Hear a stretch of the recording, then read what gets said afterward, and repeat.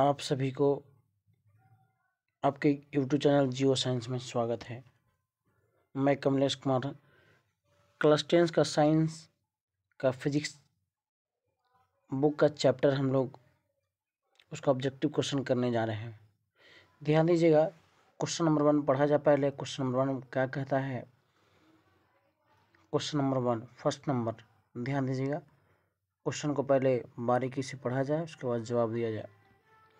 पहला number question करा, अपने लेंस की फोकस दूरी को बदलकर दूर या निकट की वस्तु को साफ साफ देखने की सकने के आँख के गुण को क्या कहते हैं। तो हम लोग को पता है कि नेत्र की समंजन क्षमता कहता है, समंजन क्षमता कहता है। क्वेश्चन नंबर सेकेंड पढ़ा जाए, ध्यान दीजिएगा। क्वेश्चन नंबर सेकेंड क्या कहता है, विभिन्न दूरियों पर वस्तुओं के प्रतिबिंब को फोकस करने के लिए आँख के लेंस की फोकस दूरी को परिवर्तित करता है। फोकस दूरी को परिवर्तित करता है कौन? सिलियरी मांसपेशी, ऑप्शन नंबर सी।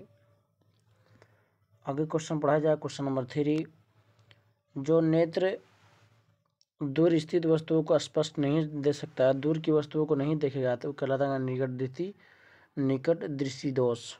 और जिसमें निकट का वस्तु साफ साफ दिखाई देता है निकट दृष्टि दोष, जिसमें दूर की वस्तु साफ दिखाता है उसे दूर दृष्टि दोष। क्वेश्चन नंबर 4 पढ़ा जाए, जो नेत्र के निकट 25 सेंटीमीटर पर स्थित वस्तुओं को स्पष्ट नहीं देख पाता है उसे उस नेत्र में होता है 25 सेंटीमीटर दूर, 25 सेंटीमीटर स्थित मतलब निकट की वस्तु दिखाई नहीं देता, इसका मतलब कौन दृष्टि दोष? दूर दृष्टि दोष। आगे चलते हम लोग क्वेश्चन नंबर 5 पढ़ा जाए। क्वेश्चन नंबर 5 क्या कहता है, नेत्र लेंस की फोकस दूरी अधिक हो जाने से कौन सा दृष्टि दोष होता है। नेत्र लेंस का फोकस दूरी अधिक हो जाएगा तो समझ जाइए वो जो होगा दूर दृष्टि दोष होता है, और कम जाएगा तो निकट दृष्टि दोष। तो आगे चलते हैं क्वेश्चन नंबर 6, किस दृष्टि दोष में किसी वस्तु का प्रतिबिंब रेटिना के आगे बनता है। रेटिना के जब भी आगे बनेगा तो निकट दृष्टि दोष, और पीछे बनेगा तो दूर दृष्टि दोष। आगे चलते हैं क्वेश्चन नंबर 7, दूर दृष्टि दोष का उपचार किस लेंस के द्वारा कहता है। दूर दृष्टि दोष का उपचार कहता है उत्तल लेंस। ध्यान दीजिएगा, उत्तल लेंस नहीं रहेगा तो अभिसारी लेंस रहेगा। तो देखिए ऑप्शन नंबर क्या चाहिए, ए। क्वेश्चन नंबर 8 का पढ़ा जाए, नेत्र की समंजन क्षमता कम हो जाने से उत्पन्न होता वर्धानता, तो ऑप्शन नंबर क्या होगा, डी। आगे क्वेश्चन नंबर हम लोग 9 पढ़ा जाए। क्वेश्चन नंबर 9 क्या कहता है, तारों के टिमटिमाने प्रतीत होने का किसका कारण होता है, तो वायुमंडलीय अपवर्तन, ऑप्शन नंबर ए। आगे क्वेश्चन नंबर 10 पढ़ा जाए, ध्यान दीजिएगा। क्वेश्चन नंबर 10 क्या कहता है, एक साधारण प्रिज्म कितनी सतहों से घिरा रहता है। साधारण प्रिज्म होता है वो 5 सतहों से घिरा हुआ था, ऑप्शन नंबर क्या होगा, बी होगा। आगे चलते हम लोग क्वेश्चन नंबर 11 का। क्वेश्चन नंबर 11 क्या कहता है, ध्यान से क्वेश्चन को पढ़िए, समझिए और ऑप्शन को चुना जाए, बहुत बेहतर ऑब्जेक्टिव है क्वेश्चन है। एक प्रिज्म द्वारा श्वेत प्रकाश के स्पेक्ट्रम में वर्ण विक्षेपण जिस घटना के कारण होता है वह घटना क्या चीज़ है। तो ध्यान दीजिए, वह घटना जो है, ध्यान देने वाली बात है, क्वेश्चन 11 का, यह घटना जो है प्रकाश का अपवर्तन कारण होता है। किसके कारण होता है? प्रकाश के अपवर्तन के कारण होता है। आगे चलते हैं क्वेश्चन नंबर हम लोग 12 का, श्वेत प्रकाश जब एक प्रिज्म से होकर गुजरता है तो वर्ण अधिकतम विचलित कौन होता है। सबसे अधिक विचलन कौन जो होता है वो बैंगनी रंग का होता है, सबसे कम जो होता है लाल रंग का होता है। आगे चलते हैं हम लोग क्वेश्चन नंबर 13 का। 13 का क्या कहता है, किसी कण पर पड़कर प्रकाश के एक अंश के विभिन्न दिशाओं में छितराने को क्या कहते हैं, प्रकाश का परिकिरण का। तो ऑप्शन नंबर क्या होगा, डी होगा, 13 का डी। आगे चलते हैं क्वेश्चन नंबर 13 के बाद 14 पढ़ा जाए। 14 नंबर क्वेश्चन क्या कहता है, क्वेश्चन को आप लोग बारीकी से पढ़िए, समझिए, उसके बाद राइट और ऑप्शन चुनने का प्रयास कीजिए, बहुत इंपॉर्टेंट चीज़ है।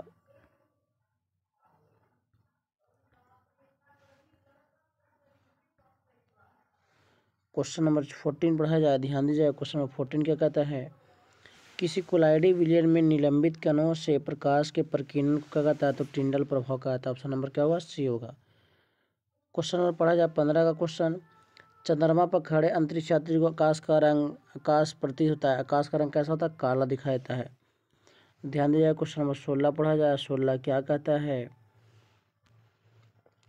सूर्योदय एवं सूर्यास्त के समय सूर्य का रंग लाल दिखाई पड़ता है क्योंकि वायुमंडल के कण नीले रंग पहला लाल रंग का बहुत अधिक प्रकीर्णन गलत चीज़ है।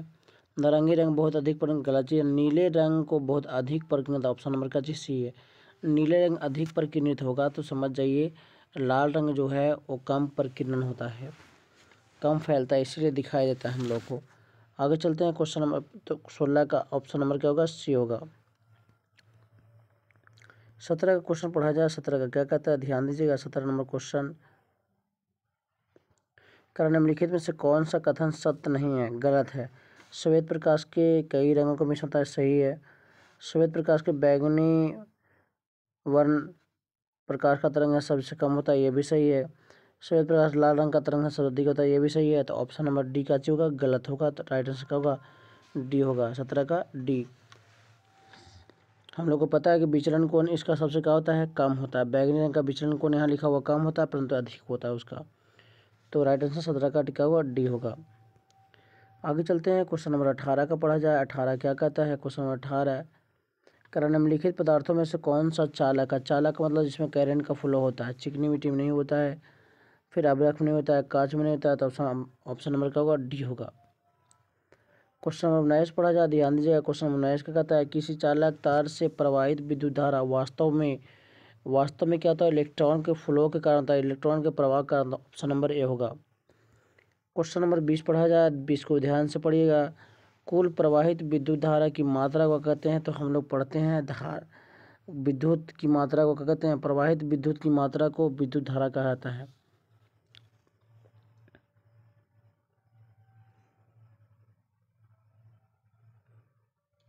आगे चलते हैं हम लोग। Question number 21।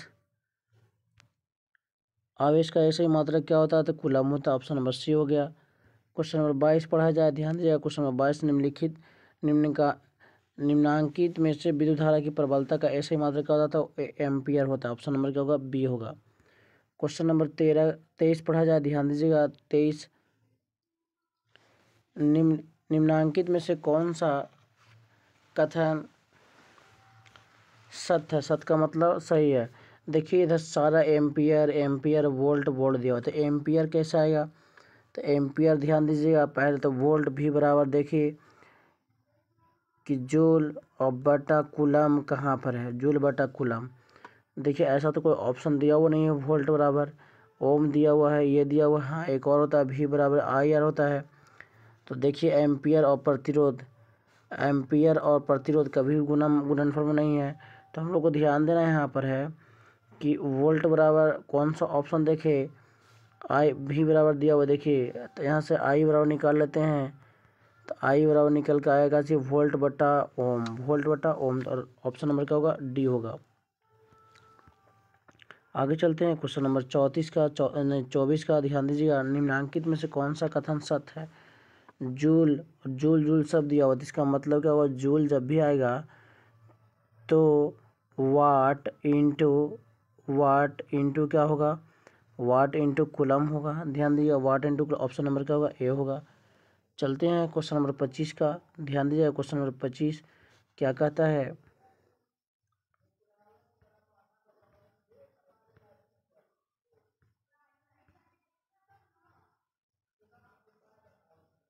क्वेश्चन नंबर 25 पढ़ा जाए।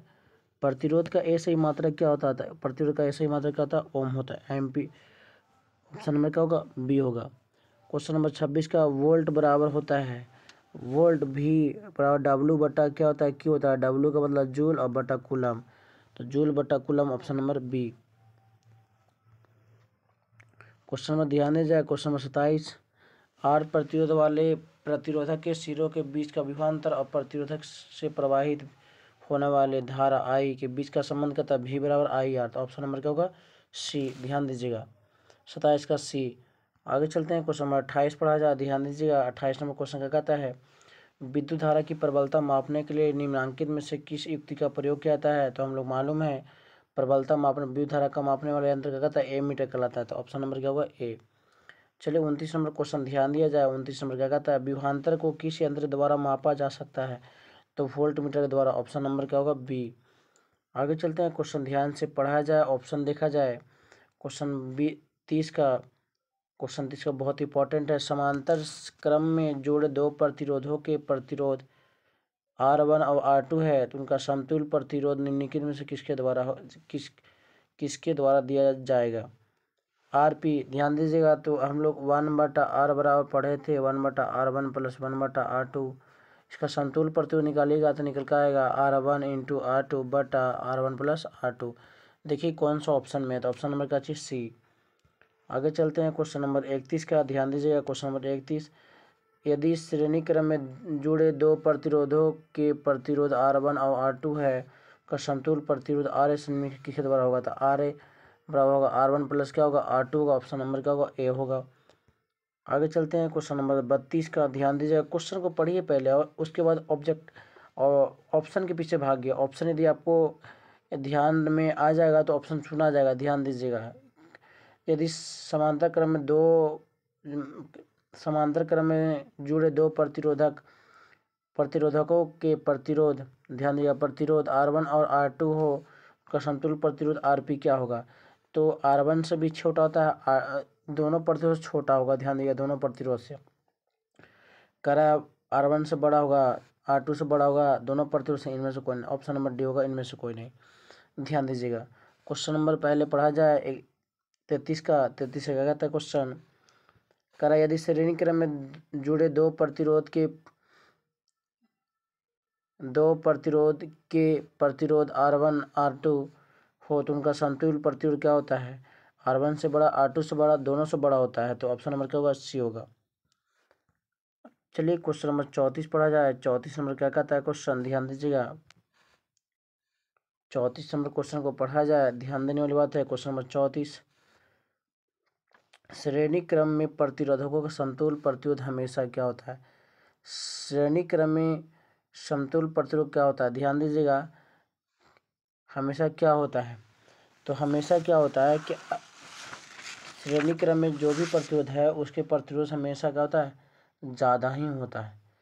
तो क्वेश्चन को पढ़िए, ऑप्शन देखिए पहले।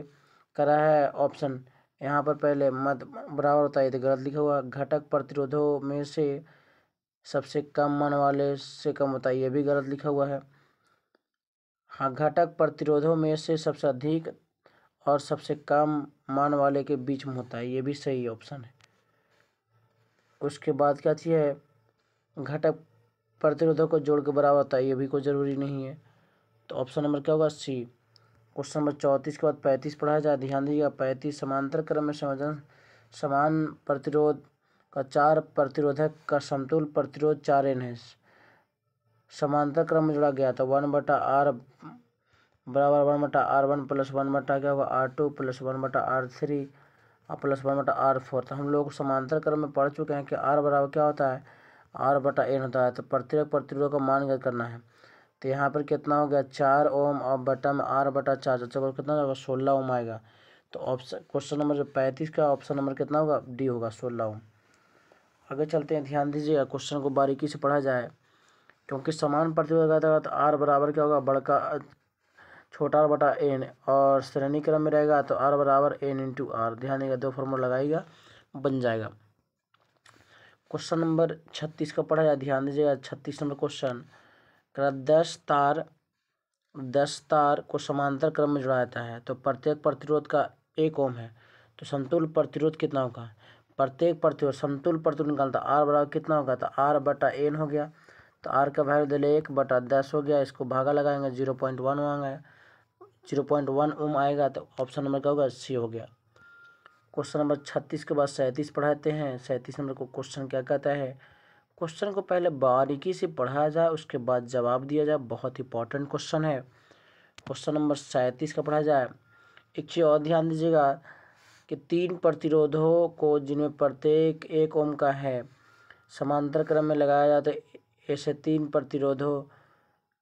3 संयोजनों को श्रेणी क्रम में लगाने का परिणामी प्रतिरोध क्या होगा? श्रेणी क्रम के लिए क्या होता है? 3 पर R1 plus R2 plus R3 तीनों को जोड़ देंगे तो 3 ओम हो जाएगा। तो ऑप्शन नंबर बी होगा। आगे चलते हैं क्वेश्चन नंबर 38 का ध्यान दीजिएगा। क्वेश्चन नंबर 38 बहुत इंपॉर्टेंट है। आर प्रतिरोध के एक तार को 10 भागों में काटकर इन भागों को समांतर क्रम में जोड़ा जाए। ध्यान दीजिएगा, ऐसा जब आएगा तो आर बराबर आर बटा एन स्क्वायर लगाइएगा फार्मूला। तो आर बराबर देखिए आर दिया हुआ है बड़का आर, तो बड़ा आर लिख दिया यहाँ पर, छोटा यहाँ मान लेंगे। अब बटा एन स्क्वायर करा 10 का स्क्वायर कितना होगा 100, तो यहाँ से भागा लगाएगा 0.01 आर, 0.01 आ रहेगा। तो ऑप्शन नंबर क्या होगा? बी होगा। तो ध्यान दीजिए ऑप्शन नंबर क्या होगा? बी होगा। Option number B. 39 का पढ़ा जाए, ध्यान दीजिएगा। देखिए जस्ट लाइक आ गया। अब फिर से एक प्रतिरोध आर के तार को एन भागों में काटा जाता है, फिर इन भागों को समांतर क्रम में जोड़ा जाता है। संयोजक का तुल्य प्रतिरोध कितना होगा? तो हम लोग पढ़ चुके हैं आर बटा क्या होगा एन स्क्वायर। तो ऑप्शन नंबर क्या होगा? डी। क्वेश्चन नंबर 40 पढ़ा जाए। कर 0.01 ओम का एक प्रतिरोध और इतना किलो, इसका मतलब R1 का वैल्यू दे ले 0.01 ओम और R2 का वैल्यू भी दिया हुआ है 1 किलो है तो 1000 ओम। कर समांतर क्रम में जोड़ना है, तो समांतर क्रम में जोड़ेंगे तो हल करना होगा। देखिए हल किया जाए पहले इसको बारीकी से। क्वेश्चन नंबर तो जोड़िए 1 बटा कितना होगा 0.01 प्लस 1 बटा 1000 ओम। इसको पॉइंट हटाएंगे, 2 को 0 बैठ जाएगा, ऊपर में 100 आ जाएगा प्लस 1 बटा 1000। ध्यान दीजिएगा, पहला बात तो जो भी समांतर क्रम में जोड़ेंगे इसके 0.01 से भी छोटा आएगा, तो ऑप्शन यही देख लीजिए। ऑप्शन नंबर ए जो बड़ा है ये भी बड़ा है, इससे भी नहीं होगा, तो ऑप्शन नंबर डी होगा जो 0.01 से का चाहिए कम है। क्वेश्चन नंबर पढ़ा जाए 41। 2, 3, 6 ओम के 3 प्रतिरोधकों को किस क्रम में जोड़ा जाए कि समतुल्य प्रतिरोध 1 ओम है? देखिए 1 ओम लाना हमको, कौन सा क्रम में जोड़े? श्रेणी क्रम में जोड़े कि समांतर का? श्रेणी क्रम में जोड़ेंगे तो 2, 3, 6 तो आर बड़ा फार्मूला होता है R1 plus R2 plus R3 होता है। 6, 3, 9, 2, 11 1 ओम तो आएगा नहीं है, इसका मतलब जब भी जोड़ना पड़ेगा तो समांतर क्रम में जोड़ना पड़ेगा। तो ऑप्शन नंबर क्या होगा? बी होगा। आगे चलते हैं, क्वेश्चन पढ़ा जाए। Question number 42। ताप बढ़ने पर चालक तार का प्रतिरोध क्या होता है? बढ़ता है। आगे चलते हैं क्वेश्चन नंबर 43 का। ध्यान दिया, एक कूलम आवेश में कितने प्रोटॉनों से बनता है? ध्यान दिया, प्रोटॉन का इलेक्ट्रॉन का दोनों सेम होता है, तो ऑप्शन नंबर क्या होगा? सी होगा। ध्यान दीजिएगा क्वेश्चन नंबर, क्योंकि हम लोग को पता है कि एक कूलम आवेश में टोटल नंबर ऑफ प्रोटॉन होता है 6.25 10 के पावर कितना 18, इसीलिए 43 का ऑप्शन लगा हुआ सी। 44 का पढ़ा जाए, ध्यान दीजिएगा 44 नंबर क्वेश्चन। 1 मिली कूलम आवेश को अनंत बिंदु से पी तक लाने में इतना जूल किया था, तो विभवांतर का मान, विभव का मान ज्ञात करना। तो पी बराबर होता है, तो दिया हुआ 0.02 बटा इतना 1 इंटू मिली कूलम का वैल्यू 10 के पावर माइनस कितना होता है 6 होता है, नहीं 10 के पावर माइनस 3 होता है, ऊपर में चला जाएगा 10 के पावर माइनस 3 गुना में हो जाएगा, तो 0.02 गुना 1000, 1000 से इतना गुना करेंगे तो आएगा कितना 2 वोल्ट आएगा। कितना वोल्ट आएगा? 2 जीरो से 2 जीरो कैंसिल हो गया तो बचेगा क्या 1 जीरो, तो यहाँ पर आएगा 20 volt. Option number D. Question number 45 पढ़ा जाए, ध्यान दिया 45 नंबर क्वेश्चन। करे 1 मिली कूलम आवेश को इतना 25 वोल्ट विभव वाले बिंदु से 125 वोल्ट विभव वाले बिंदु तक ले जाने कार्य निकालना है। ध्यान दीजिएगा कार्य, तो इसमें से इसको पहले घटा दीजिए तो आएगा 120, 125 में से 25 घटेगा तो आएगा 100 बटा कितना 1 मिली वाला 10 के पावर माइनस 3, ऊपर आ जाएगा कितना, तो 10 के पावर, हमको कार्य निकालना। ध्यान दीजिएगा कार्य निकालना है, इतना वोल्ट दिया हुआ है, तो इसका मतलब ध्यान देने वाली बात है। क्वेश्चन नंबर 45 का दिले है आगे घट कर 100 वोल्ट और डब्लू बटा यहाँ 10 के पावर माइनस 3, इसको गुना करेंगे तो डब्लू बराबर हो जाएगा,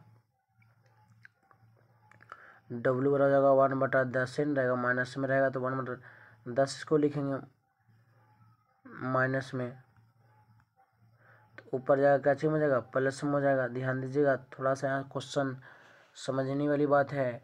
हमको निकालना है क्या चाहिए, कार्ज का वैल्यू निकालना है। 1 मिली कूलम दिए, 1 मिली कूलम 10 के पावर -1 1/10 होगा।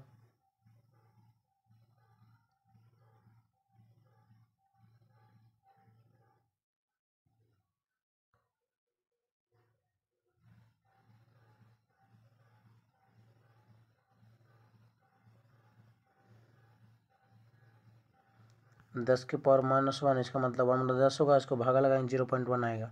Option number D. Question number 45 के बाद 46 पढ़ा जा, ध्यान दीजिएगा। एक परिपथ में लगे एमीटर का पठन इतना एम्पियर है और परिपथ में इतना आवेश प्रवाहित होने में कितना समय लगेगा, टी निकालना है। तो आई बराबर हम लोग पढ़ चुके हैं Q/T। तो Q आई दिया हुआ 2 और यहाँ Q का वैल्यू दिया हुआ 24 बटा कितना हुआ 80, 12 दूनी 24 आएगा 12 सेकेंड। ऑप्शन नंबर क्या होगा, सी। क्वेश्चन नंबर 47 का पढ़ा जाए, ध्यान दीजिए। क्वेश्चन न्यूमेरिकल है, न्यूमेरिकल को बनाइए, फार्मूला याद आप लोग को होगा ही। यदि एक बल्ब 2 मिनट में इतना एम्पियर धारा प्रवाहित किया तो कितना आवेश होगा। आई बराबर फार्मूला होता है क्यूब आई बराबर क्यू बराबर आई टी होता है। तो आई दिया हुआ है 3 पॉइंट इतना और इसका 2 मिनट का मतलब 120 सेकेंड। पॉइंट ख़त्म करेंगे 10 बटेगा 1 0 से कैंसिल हो गया तो बच 48 गुना करेंगे 34 में 12 से तो आएगा 408 कूलम। राइट आंसर हो गया ऑप्शन नंबर ए। चलिए ध्यान दीजिए क्वेश्चन नंबर 48। किसी चालक में धारा 1 एम्पियर हो उससे अनुप्रस्थ काट। यहाँ ध्यान दीजिएगा, यहाँ पर 1 सेकेंड लिखा हुआ, ध्यान दीजिएगा। ये वाला जो है 1 सेकेंड है। 1 सेकेंड में प्रवाहित होने वाले इलेक्ट्रॉनों की संख्या ज्ञात करिए। 1 सेकेंड 1 एम्पियर का मतलब क्या हुआ, 1 कूलम आवेश। 1 कूलम आवेश में इलेक्ट्रॉनों की संख्या बताया जस्ट अभी 6.25 10 के पावर 18। तो ऑप्शन नंबर क्या होगा, सी होगा। क्वेश्चन नंबर 49 पढ़ा जाए, ध्यान दीजिएगा। क्वेश्चन नंबर 49 कितना कहता है। क्वेश्चन नंबर 49 का ऑप्शन देखा जाए 200 वोल्ट, ध्यान दीजिएगा 200 वोल्ट विभवांतर के 2 बिंदुओं के बीच इतना माइक्रो कूलम आवेश है। तो कार्य निकालना, W बराबर क्या होता है, V इंटू क्यू हो जाएगा। V कितना दिया हुआ 200 बटा 5 माइक्रो कूलम है तो माइक्रो को चेंज कर देंगे 10 के पावर -3, ये हो जाएगा। तो ध्यान दीजिएगा जब गुना करेंगे तो ये आ जाएगा 1000, 1000 से वाला पावर कट जाएगा तो आएगा 1 जूल। ऑप्शन नंबर क्या होगा, सी। 49 के बाद क्वेश्चन 50 पढ़ा जाए। 50 नंबर क्वेश्चन क्या कहता है, 50 धीरे धीरे हम लोग क्वेश्चन पढ़ते जाएंगे और ऑब्जेक्टिव क्वेश्चन जो भी ऑप्शन है उसको लगाते जाएंगे जो बहुत ही यूजफुल है, बेनिफिट करेगा। क्वेश्चन नंबर 50, यदि एक तार में 2 मिनट में 48 कूलम आवेश प्रवाहित हो, तार में विद्युत धारा का मान कितना होगा। धारा का मान पूछ रहा है। आई बराबर क्या होता है, Q/T। Q दिया हुआ 48, तो 48 भागा कितना हो जाएगा 2 मिनट का मतलब हुआ इसमें 60 से गुना कर देंगे तो बरछो 48 हो गया और 12 25 60 हो गया, 2 दूना 4 हो गया, 2 में 5 से भागा लगाएंगे तो 0.4 आएगा। 0.4 आएगा तो ऑप्शन नंबर क्या होगा, यहाँ देखिए 0.4 दिया हुआ, ऑप्शन नंबर डी होगा। 50 का ऑप्शन नंबर क्या होगा, डी। क्वेश्चन नंबर 51 पढ़ा जाए, ध्यान दीजिए। क्वेश्चन नंबर 51 क्या कहता है, यदि किसी विद्युत बल्ब के तंतु में 0.2 एम्पियर विद्युत धारा 5 मिनट में प्रवाहित किया तो तंतु में प्रवाहित विद्युत आवेश का मान Q बराबर IT होता है। ध्यान दीजिएगा Q बराबर IT, आई दिया हुआ है 0.2 और उसके बाद 5 मिनट का रहता, 5 गुना मिनट को चेंज कर देंगे सेकेंड में। तो देखिए 5 दूना 10, ये ख़त्म हो गया तो बचा कितना 60 कूलम। ऑप्शन नंबर क्या होगा, तो ऑप्शन नंबर बी होगा। क्वेश्चन नंबर 51 का ऑप्शन नंबर बी। आगे चलते हैं हम लोग क्वेश्चन नंबर 52 का पढ़ा जाए। क्वेश्चन नंबर 52 क्या कहता है, किसी प्रतिरोध के सिरों से 12 वोल्ट की बैटरी को संयोजित करने पर परिपथ में 0.4 एम्पियर की विद्युत धारा प्रवाहित होती है तो प्रतिरोधक का प्रतिरोध होगा। ध्यान दीजिएगा कि वोल्टेज दिया हुआ है, एम्पियर दिया हुआ है, निकालना हम लोग को आर है। तो V बराबर हम लोग पढ़ चुके हैं क्या होता है, IR होता है। तो V भी दिया हुआ है 12 बराबर फिर 0.4 दिया हुआ इंटू आर का वैल्यू निकालना है। तो पॉइंट ख़त्म करेंगे 10 बैठाएंगे 4 तिया हो जाएगा 12, 10 तिया हो जाएगा 30, देखिए क्वेश्चन नंबर 52 का 30 ओम आ रहा है, तो ऑप्शन नंबर क्या होगा, डी होगा। क्वेश्चन नंबर 53 पढ़ा जाए, तो क्वेश्चन नंबर 53 क्या है, आप लोग एक बार थ्योरी को पढ़कर बैठे, ऑब्जेक्टिव बनाइए, ज़्यादा कंफर्टेबल महसूस होगा, क्योंकि थ्योरी जिसका कंप्लीटेड है उसको ऑब्जेक्टिव क्वेश्चन बनाने में ज़रा सा भी तकलीफ नहीं होने वाला है। जितना भी इस चैनल के माध्यम से ऑब्जेक्टिव क्वेश्चन करवा दे रहे हैं, जो आपके एग्ज़ाम के लिए बहुत यूजफुल होगा, आप लोग एक बार अवश्य देख कर जाइएगा। एक बार अवश्य एग्ज़ाम के पहले इसको टिकट देख लीजिएगा, बढ़िया रहेगा। और नहीं तो क्वेश्चन आपसे 100% उम्मीद के साथ खरा ना उतरने के बाद आपको तकलीफ़ तो पहुंचाएगा ही पहुंचाएगा। इसलिए आप लोग ऑब्जेक्टिव क्वेश्चन को एक बार अवश्य देख कर जाएँ, बहुत बेनिफिट होगा। क्वेश्चन नंबर 53 को पढ़ा जाए, एक विद्युत बल्ब का तंतु जिसका प्रतिरोध 1100 ओम है और 220 वोल्ट के स्रोतों से जो विद्युत धारा लेगी उसका मान, धारा का मान ज्ञात करना है। तो बताइए, अभी फार्मूला पढ़े, भी बराबर आई आर। तो भी दे ले 220 वोल्ट, फिर दिया हुआ है आई निकालना है, उसके बाद आर का वैल्यू दिया हुआ 1100 ओम। 100 से 100 कट गया, 11 दूना 22, फिर 11 कम 11, 2 पचे कितना हो जाएगा 10। तो आ गया क्या, आई बराबर वैल्यू निकल का गया 1/5। 1/5 का मतलब हुआ 0.2। देखिए ऑप्शन नंबर बी जो है 0.2 है। तो ऑप्शन नंबर, क्वेश्चन नंबर 53 का ऑप्शन नंबर क्या होगा, बी होगा। क्वेश्चन नंबर 54 पढ़ा जाए, किसी विद्युत हीटर की कुंडली जिसका प्रतिरोध 55 ओम है, 220 वोल्ट स्रोत से जो विद्युत धारा लेगी उसका मान क्या होगा। ध्यान दीजिएगा, अबरी 55 ओम दिया हुआ है और वोल्टेज दिया हुआ है, हमको निकालना है उसका मान, धारा का मान। तो भी बराबर क्या होगा, आई आर। फिर से फॉर्म लगाएंगे, भी का वैल्यू 220 वोल्ट हो गया, आई नहीं मालूम है, आर का वैल्यू 55 हो गया, 55 से 4 में काटिएगा तो 220 होता है। तो आई बराबर कितना एम्पियर हो गया, 4 एम्पियर। देखिए ऑप्शन नंबर ए में 4 एम्पियर दिया हुआ, ऑप्शन नंबर ए में 4 एम्पियर दिया हुआ है। तो 54 का ऑप्शन नंबर क्या होगा, ए होगा। आगे चलते हैं, क्वेश्चन नंबर 55 क्या कहता है। क्वेश्चन नंबर 55 हम लोग पढ़ा जाए, कर किसी 6 ओम के प्रतिरोधक के सिरों से बैटरी को संयोजित करने पर प्रति सेकेंड इतना जूल ऊष्मा उत्पन्न होती है, तो प्रतिरोधों के सिरों के बीच विभवांतर निकालना। ध्यान दीजिएगा, विभवांतर यहाँ पर आर दिले है और उसके बाद क्या दिया हुआ है, डब्लू दिया हुआ वैल्यू है, इसको वर्क बोलेंगे। हमको निकालना है क्या चीज़, प्रतिरोध का मान आई, ठीक है, आर बराबर निकालना है। अब सोचिए आर हम लोग कैसे निकाल पाएंगे, आर नहीं, विभवांतर निकालना है, भी बराबर कैसे निकल पाएगा। सोचिए, सोचा क्वेश्चन, सोचने वाला चीज़ है, क्वेश्चन सोच सकते हैं आप लोग।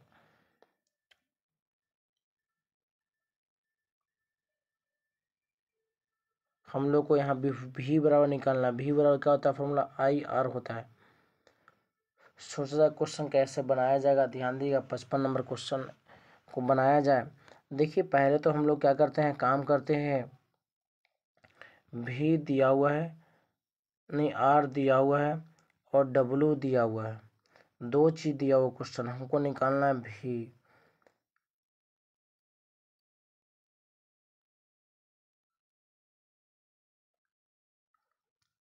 यहाँ करा प्रति सेकेंड, टाइम भी दिया हुआ 1 सेकेंड। तो कैसे निकालेंगे प्रतिरोध का मान। तो पहले क्या करते हैं, टाइम दिया हुआ है, ध्यान दीजिएगा क्वेश्चन नंबर 55 में टाइम दिया हुआ प्रति सेकेंड, टी का वैल्यू दिया हुआ 1 सेकेंड और इतना दिया हुआ, तो पहले तो भी निकाल लेते हैं। भी बराबर क्या होगा, डब्लू बटा क्यू होता है। तो भी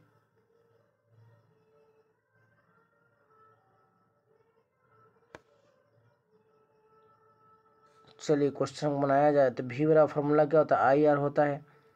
क्यू बराबर यहाँ रखते हैं पहले,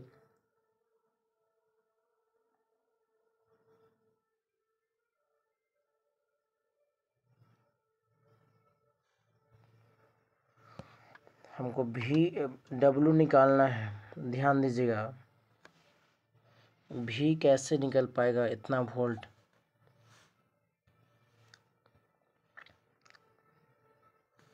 आर दिया हुआ है 6 ओम, टी दिया हुआ है 1 सेकेंड, उसके बाद क्या है, तो डब्लू दिया हुआ है कितना, 24 जूल। लगाइए फार्मूला।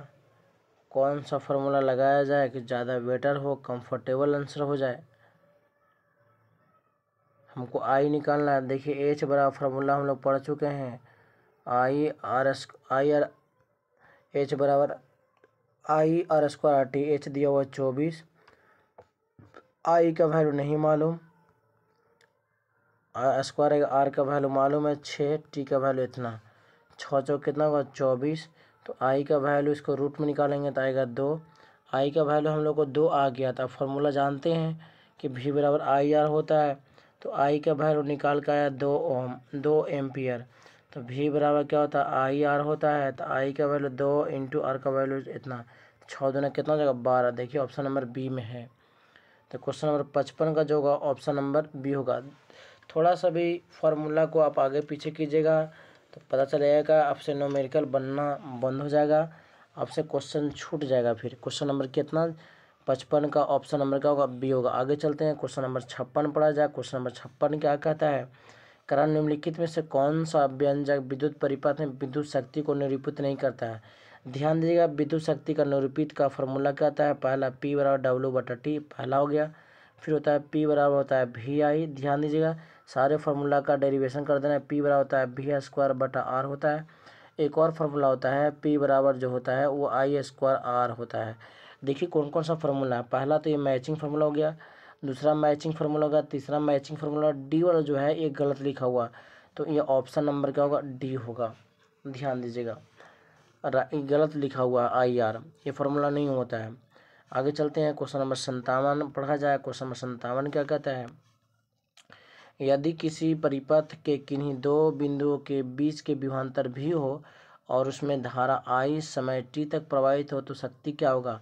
शक्ति पूछ रहा है। देखिए शक्ति वाला फार्मूला ऑप्शन नंबर बी होता है VI, ये फार्मूला नहीं होता है, ये फार्मूला नहीं होता है, ये फार्मूला भी गलत लिखा हुआ, ऑप्शन नंबर क्या होगा बी होगा। ध्यान दीजिएगा 58 का क्वेश्चन पढ़ा जाए। क्वेश्चन नंबर 58 का कहता है विद्युत परिपथ की शक्ति क्या होगा। विद्युत परिपथ की शक्ति क्या होगा, ऑप्शन नंबर ए गलत, ऑप्शन नंबर बी गलत, ऑप्शन नंबर डी भी गलत, ऑप्शन नंबर सी सही है। आगे चलते हैं क्वेश्चन नंबर 59 का। क्वेश्चन नंबर 59 का निम्नलिखित में से कौन सा मात्रक वाट के बराबर नहीं है। वाट के बराबर नहीं है, ध्यान दीजिएगा वाट के बराबर नहीं है। वाट शक्ति का बताइए। पहला तो W/T होता है, तो इसका मतलब जूल/सेकेंड, ये सही लिखा हुआ है। अगला कह रहा है VI होता है, V का मतलब वोल्टेज एम्पियर, ये भी सही लिखा हुआ है।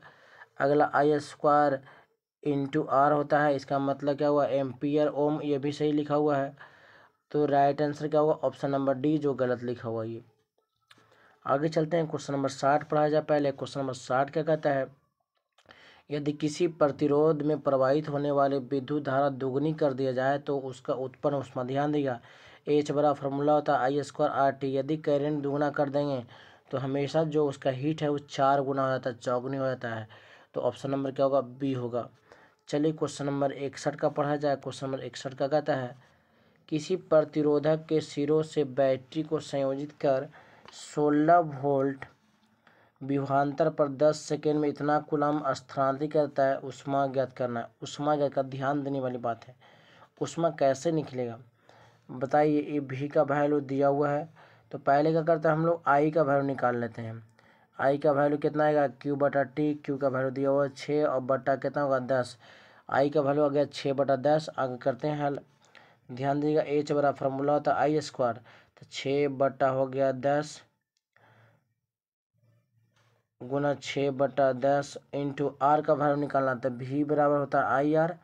ध्यान दीजिए V बराबर क्या होता है IR, R का वैल्यू निकालना, V दिया हुआ 16 वोल्ट और बटा होगा 6 गुना 10, तो गुना करेंगे तो आएगा 160 बटा हो जाएगा 6 इंटू I²RT। टी का वैल्यू कितना देगा 10 सेकेंड, तो 10 से 10 ये कैंसिल हो गया, 100 से 100 भी कैंसिल हो गया, 6 से 6 भी कैंसिल हो गया, 16 96 आ गया। तो ऑप्शन नंबर क्या होगा, ऑप्शन नंबर सी होगा। 61 क्वेश्चन नंबर का ऑप्शन नंबर सी।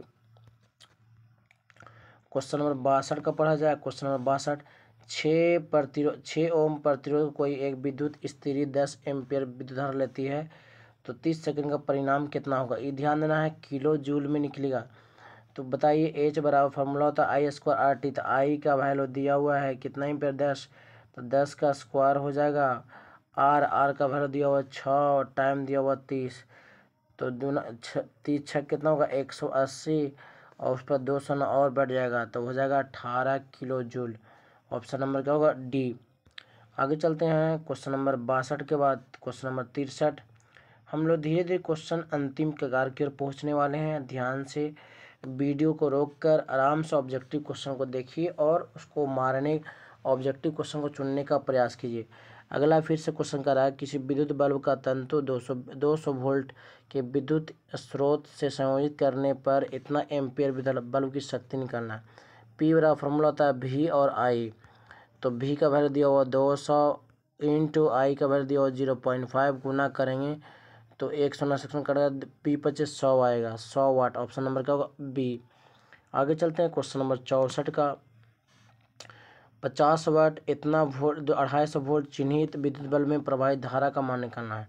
तो पी बराबर हम लोग फॉर्मूला पढ़ चुके हैं, होता है वी आई।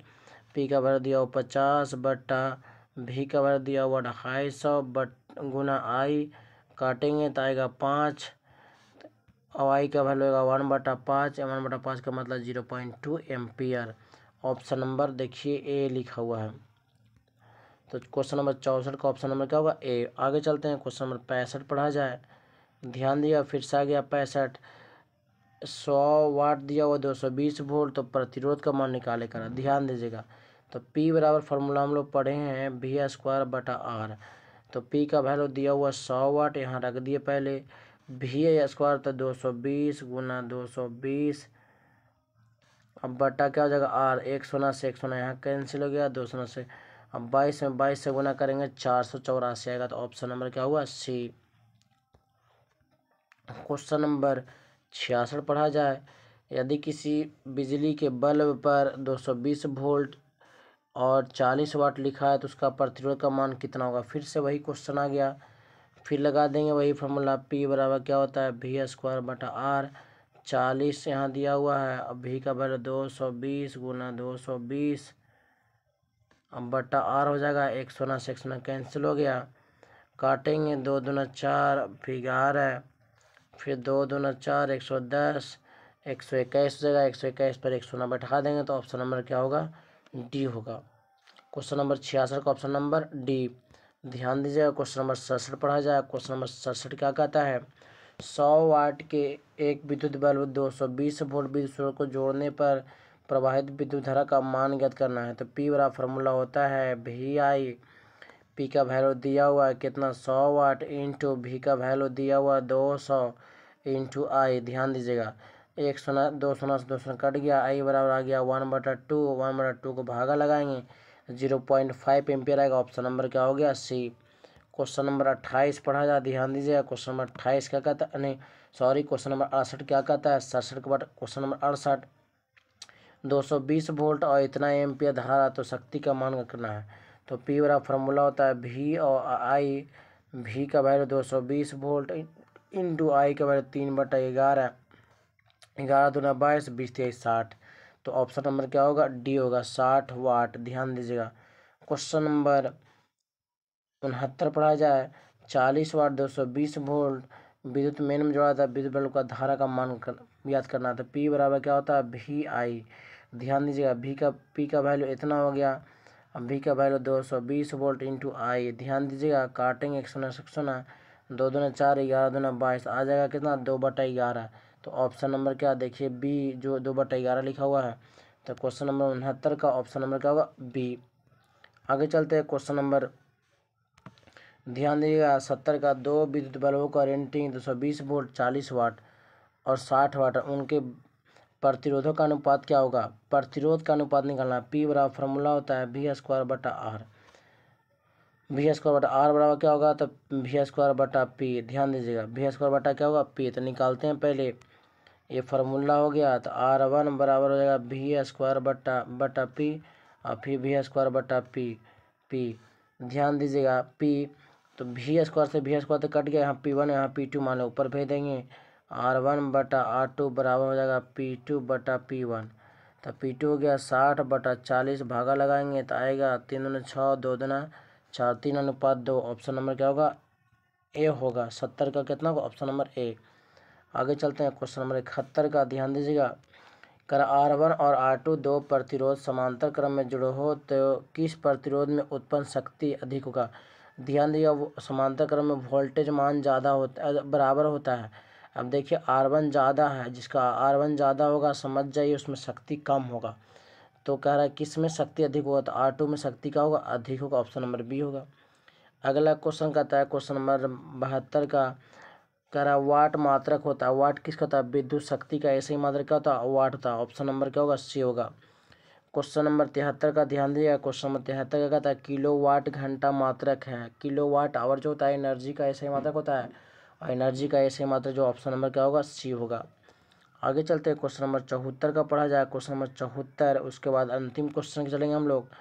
कह रहा एक कार की हेडलाइट इतना बल्ब इतना मिनट इतना एम्पियर विद्युत धारा प्रवाहित होता है तो इतने समय में बल्ब के द्वारा ऊर्जा निकालना। एच बड़ा फॉर्मूला ध्यान दीजिएगा, I² होता है। I²RT। तो पहले तो हमको निकालना पड़ेगा R, तो V होता है, V दिया हुआ है, I दिया हुआ, तो V का वैल्यू V बराबर क्या होता है? IR। तो 12 इंटू I 5 इंटू R, तो निकल कर जाएगा 5/12 हो जाएगा। तो I का वैल्यू लिखते हैं पहले, 5 का स्क्वायर कितना हो? 25, अब बटा हो जाएगा 12/5 इंटू टाइम का वैल्यू दिया हुआ, टाइम कितना दिया हुआ? 5 मिनट। तो 5 गुना 60 हो जाएगा।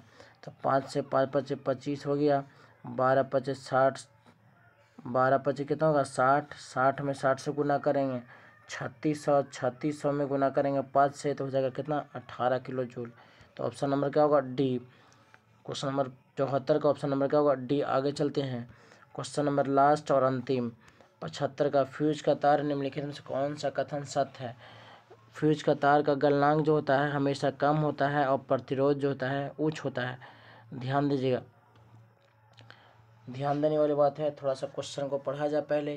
क्वेश्चन 75 का ये बहुत बार एग्जामों में क्वेश्चन पूछा हुआ है, इसीलिए आप लोग इसको बेहतर ढंग से क्वेश्चन को एक बार पढ़ लीजिए और समझ लीजिए। बहुत ही इंपॉर्टेंट क्वेश्चन है। ऐसा ना हो कि दिक्कत हो क्वेश्चन को पढ़ने में, ऐसा तो नहीं होना चाहिए। क्वेश्चन पढ़िए पहले, उसको